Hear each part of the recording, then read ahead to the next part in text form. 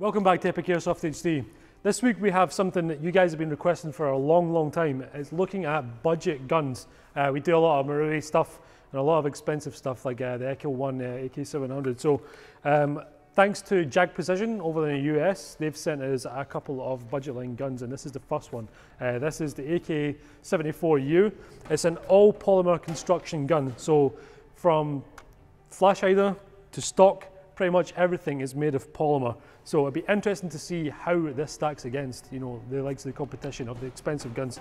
The good news about this gun is it does have a metal gearbox and metal internals. So that's what we're looking for, is a good quality internal system, but a cheap exterior. So you're not, buying some piece of crap that's going to break after a few weeks. So to kind of testify that the gun does perform really well, they've done a stress test of their own. You can click up in that video there. They've run, I don't know, like 20 magazines through this gun without fail. So there you go. You can go out, you can check out that video. It's really cool.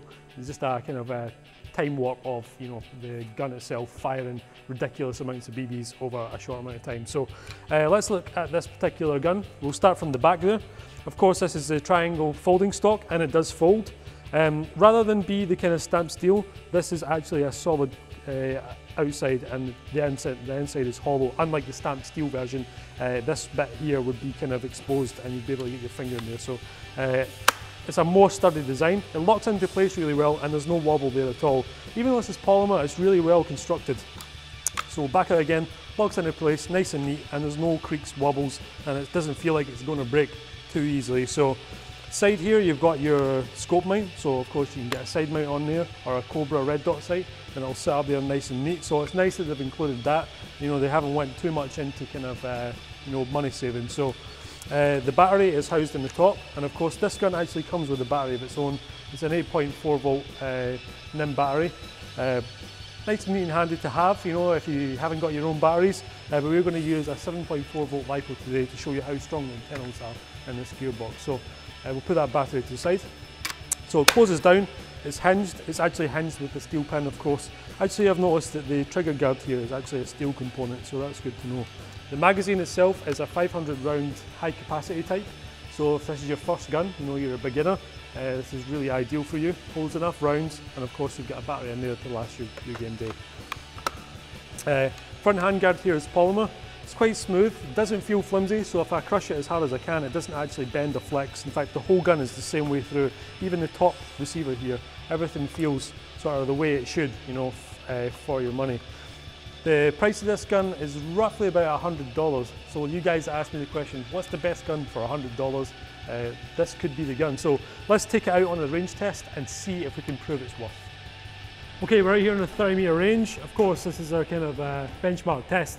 We put the gun in a heavy vise because we don't want to interfere too much in the human element. What we're looking for is the gun's accuracy and not my accuracy, so it's a great way of doing it. We're using 0.25 gram BBs for this particular gun, the Echo 1 brand, and this is going to be interesting. Let's see if a budget gun at $100 can, kind of stack up against the more expensive ones out in the range. So let's go for it semi-auto first, then we'll move on to a fully automatic test.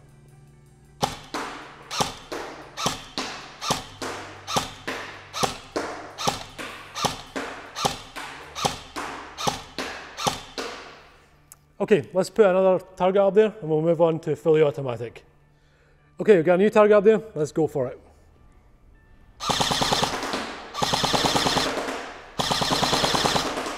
Okay, we got a quite low rate of fire, but that doesn't matter. Let's see what kind of grippings we got on the targets themselves. Okay, let's have a look at those targets. This is a semi-automatic target. Of course, at 30-meter range, this is quite a big gripping. Now, still hit the target every single time, so if your target's out there at 30 meters, you're going to hit them at least with a single BB. So although the gripping isn't great, it's still efficient and it's also very consistent. Now let's move on to the fully automatic target. Now the fully automatic target actually did it a lot better. You've got a nice neat cluster here, and if your target's 30 meters out and you're firing like that, you're not going to miss at all. If you've got the iron sights on that guy's chest, you're going to hit him every single time. So for a gun as cheap as about $100, that is a very, very well made for the price. So value for money is definitely there in this gun. I'm not saying that I would trust it if I fell on it, but definitely if you're out there, you're looking, you're taking good care of it, and you've got your gun on target, then this is definitely a great wee shooter. 340 FPS is pretty damn good for a kind of CQB style gun, and especially with the range this thing's got, it's actually quite surprising. You'll be able to use this out in the field for sure and compete against the guys, you know, with the $200, $300 gun. So excellent little gun, value for money. Big thanks to Jag Precision for providing this for a review. You can check them out in the links in the description below. We'll also put a couple of retailers down there as well. And you can check out some of the other kind of less expensive guns that we've reviewed before. We've got the G&G, and we've also got the Echo 1 stack arms there as well. So check them out. And guys, don't forget to hit the subscribe button, and we'll see you next week.